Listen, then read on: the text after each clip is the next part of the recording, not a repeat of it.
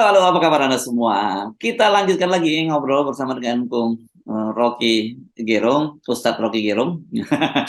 Jadi siap-siap ya, Anda gara-gara ini Anda akan diundang ceramah di mana-mana. Tapi Maulid lewat, saya nggak tahu berikutnya apa. Tapi khutbah Idul Fitri nggak mungkin lah Anda diundang gitu, Bung Rocky.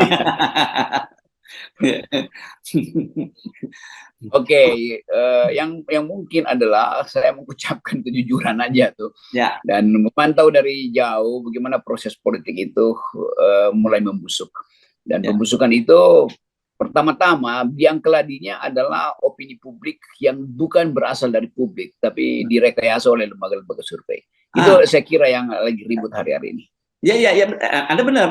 Karena ini gara-gara kelihatannya lembaga survei ini Golkar sama PDIP sempat terjadi semacam apa ya, semacam clash kecil lah gitu karena karena Sekjen Golkar kan menyatakan bahwa gara-gara surveinya Ganjar itu lebih tinggi daripada Puan, itu kemudian terjadi ribut di internalnya PDIP, dan statement ini kemudian bocor ke publik, dan ini membuat PDIP tentu saja merasa, loh apa urusannya ini, kok Sekjen Golkar ngomong begitu, dan terpaksa kemudian Sekjen Golkar apa meminta maaf, dan Hmm. dia di dalam situ permintaan dia menyebut inilah jahatnya lembaga survei itu.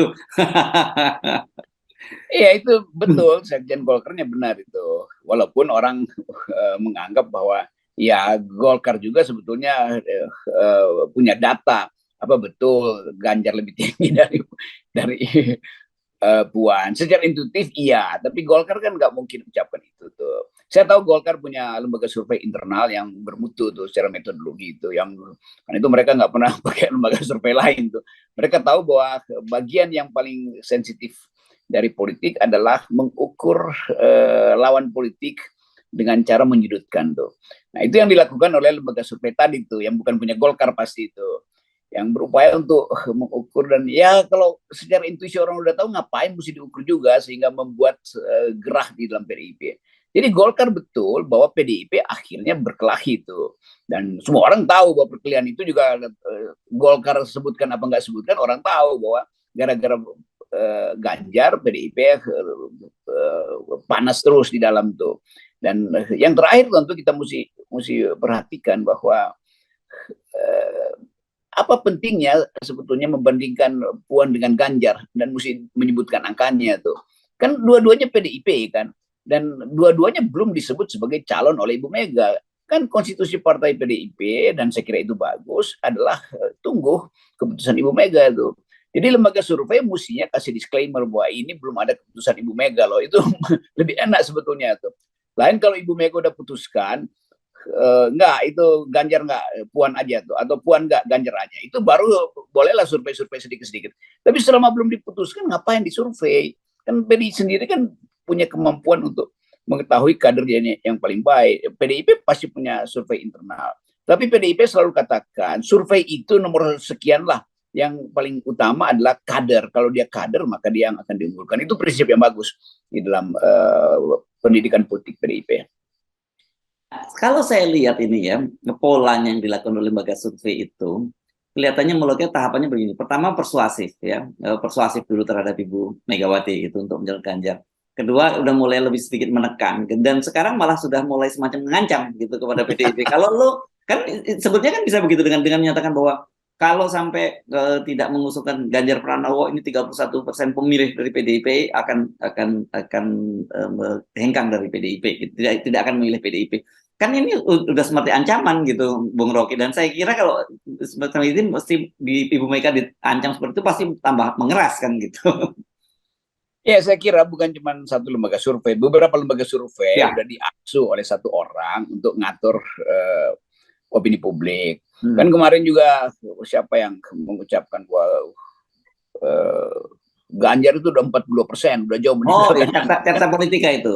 Iya, Ya, iya itu siapa sih? Yunarto Wijaya. Iya, Yunarto itu.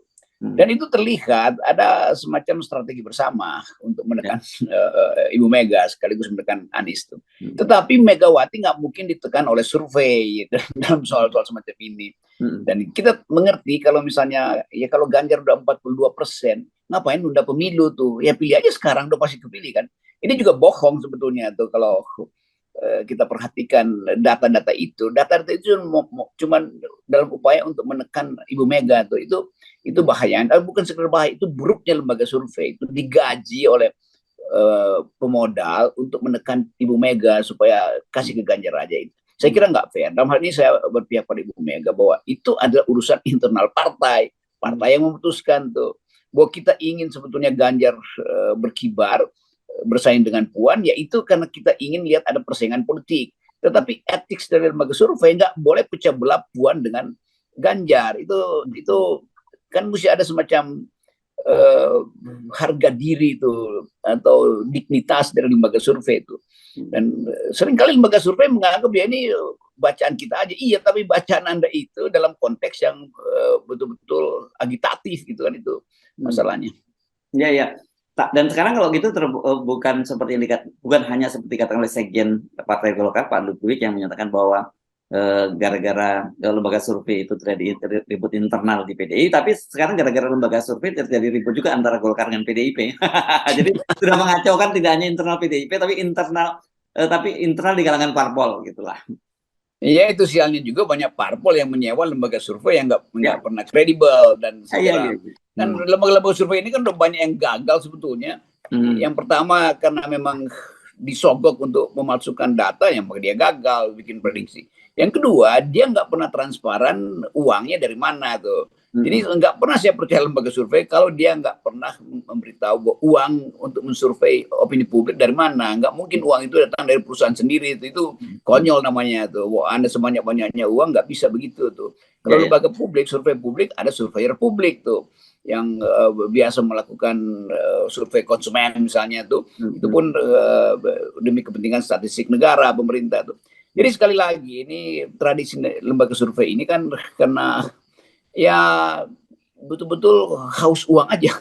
Dia nggak ngerti bahwa survei itu etiknya pertama adalah metodologi, yang kedua yang lebih penting adalah konteks dari survei itu apa tuh. Nanti tiba-tiba lembaga survei bikin survei siapa yang pro komunisme dibangkitkan kembali, lalu tiba-tiba 70% pro, lalu artinya mesti dihadirkan kembali, lalu tetap MPR macam-macam berubah, siapa yang pro pergantian negara republik menjadi negara kerajaan itu, lalu semua orang disogok, lalu timbul hasilnya bahwa rakyat Indonesia mayoritas menginginkan negara kerajaan. Iya, itu hasil survei, tapi ngapain survei sesuatu yang terlarang oleh konstitusi kan itu intinya. Lama-lama juga dia survei sendiri itu siapa yang layak jadi presiden dan siapa yang layak jadi wakil presiden. Lalu atas dasar itu KPU mengubah aturan-aturannya itu berdasarkan tekanan opini publik yang dibasiskan pada kuantifikasi lembaga survei. Jadi etik dalam survei itu harus mendahului tujuan memperoleh klien. Itu kan nyari klien semua mereka. Ya. Ini kan saya kira apa yang terjadi fenomena dengan lembaga survei ini memang fenomena pemburukan di semua sektor gitu ya. Dan lembaga survei ini kan bagian dari itu semua saya kira ya. Ya, lembaga survei udah masuk di dalam tahap decaying sebetulnya, tuh membusukkan.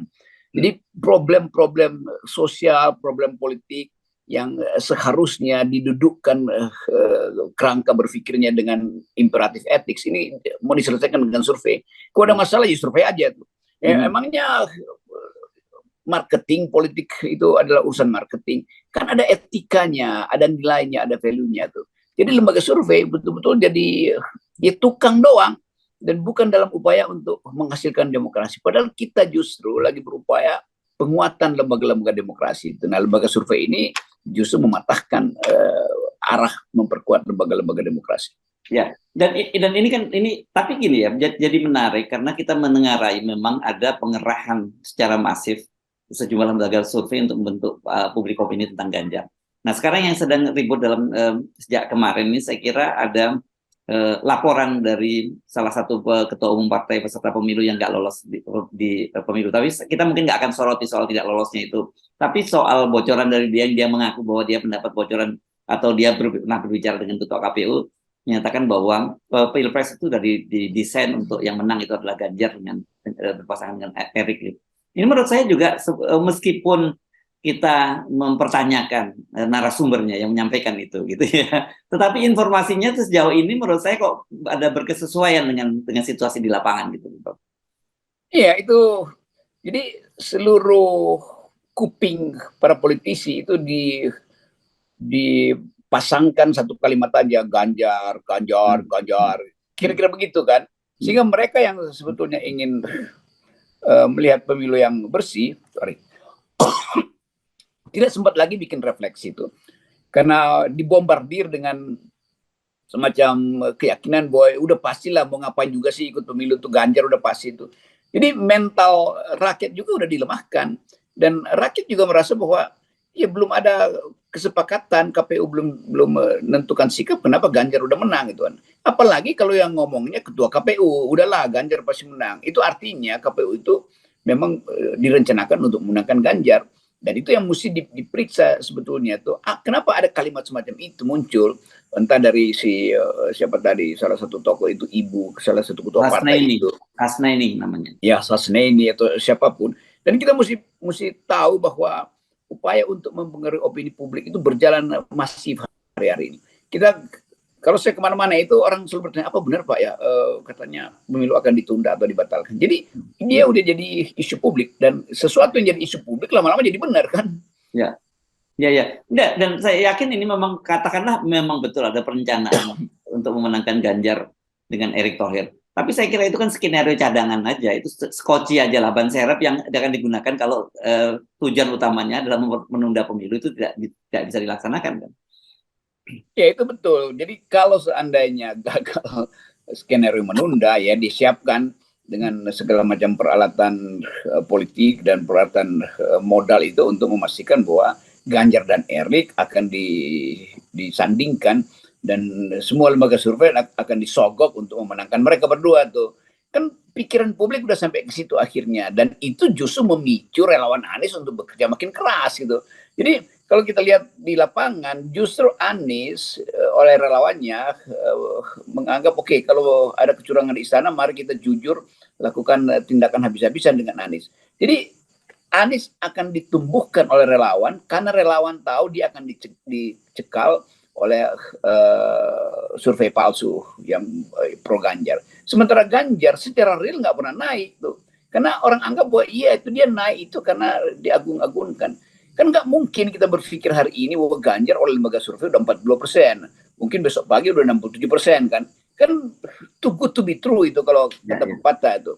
Nah bagian ini yang justru konyol nanti itu. Anies justru akan diuntungkan karena mengejar Ganjar, walaupun Ganjar itu apa namanya, false flag gitu, bendera palsu yang diajukan ke depan itu. Jadi rekayasa itu dimulai oleh upaya untuk menjegal Anies, dan konsekuensinya Ganjar harus di bail out. Nah itu kan bubble sebetulnya kan, bahaya juga buat Ganjar tuh, seolah-olah dia udah di atas angin, padahal sebetulnya anginnya bahkan belum bertiup. Ya, tapi saya memahami betul bahwa sebenarnya semua upaya tadi itu, semua upaya menggelembungkan elektabilitas Ganjar itu semua dalam rangka sebenarnya tujuan utamanya mendapatkan tiket dari PDIP, karena mereka tahu belaka bahwa kalau tanpa tiket PDIP itu ya bukan siapa-siapa gitu. Ya itu yang kita maksud selalu, bahwa Ganjar akan diunggulkan supaya Ibu Mega terjebak gitu kan. Ya. Padahal Ibu Mega udah poinnya dia udah bilang tuh, mau siapapun kalau bukan saya kader partai, mau suaranya cuma 2%, tapi dia kader partai, kita bangga tuh, maka akan dicalonkan walaupun kalah nantinya tuh. Bagi Ibu Mega, keputusan itu lebih berintegritas, lebih etis, dan lebih jujur, lebih bermartabat daripada disogok oleh lembaga survei. Jadi percuma lembaga survei itu ngojok-ngojok Bu Mega. Bu Mega juga tiap hari denger FNN kok. Oke, jadi sekarang saya kira sebenarnya kalau selama ini pemerintah, orang menyebut public distrust itu sudah meluas terhadap pemerintah, sekarang public distrust terhadap lembaga survei juga sudah sangat meluas ya, Bung Rocky ya. Kalau kita ngomong sampai orang level kelas yang tadi nggak, yang di pinggir jalan pun tahu bahwa lembaga survei ngibul aja semua lah gitu. Iya, itu terutama mungkin 3-4 lembaga survei. Ada lembaga survei yang betul-betul ingin bersih dalam metodologinya tuh. Tapi lembaga survei yang gede-gede ini, yang kadang-kala tiba-tiba ada lembaga survei entah dari mana, tapi kalau dia langsung melejit itu artinya dipesan itu. Dan Ya, sangat mungkin bahwa satu lembaga survei atau dua lembaga survei besar beternak lembaga-lembaga kecil gitu kan. ya, Lalu ya, ya. respondennya sama aja tuh. Ya, Ya ya. begitu, informannya juga sama tuh. Dan diolah juga di uh, uh, apa namanya Apple yang sama, di komputer yang sama Ya, ya, datanya. ya. Tinggal di Itu copy paste saja dan kemudian di apa ya di simpulannya aja yang berbeda diambil. Dan pola terakhir saya membacanya dia membuat ekstrapolasi gitu. Karena kita tahu kan strategi ekstrapolasi itu dia bilang ini kan ekstrapolasi. Jadi ya wajar kalau angkanya menjadi lebih gede gitu loh, Bung. ya itu apa itu teknik ekstrapolasi itu kita ngerti dari awal tuh. Ya, Ekstrapolasi artinya udah disimpulkan duluan, baru ya, diatur ke belakang kaitan-kaitan antar variabel tuh. Jadi ekstrapolasi sebetulnya untuk mengamankan kesimpulan yang udah dibuat, itu ya, yang ya, ya. ekstrapolasi. Yang Hmm. terakhir sebetulnya kita ingin supaya jurnalis ini wartawan pers itu Ya, betul-betul kritis lah itu. Mana sih lembaga survei yang ya, betul-betul jujur dan mana yang memang ketua-ketua lembaga surveinya dompetnya itu makin lama makin menggelembung gitu, dan dia nggak peduli tentang etik itu. Dan satu ya, waktu orang, tentu ini semacam ya pertandingan mencari uang di hari-hari terakhir lah lembaga ya, survei begitu kira-kira tuh. Dan ya. nasibnya bisa sama kayak startup digede-gedein tiba-tiba gembos itu. Yes. Dan kejujuran itu sebenarnya kita mulai dengan 0% ya, Bung Rocky ya. Nah itu dia tuh, surveilah kejujuran lebih Oke. dahulu. Yes, thank you. Oke.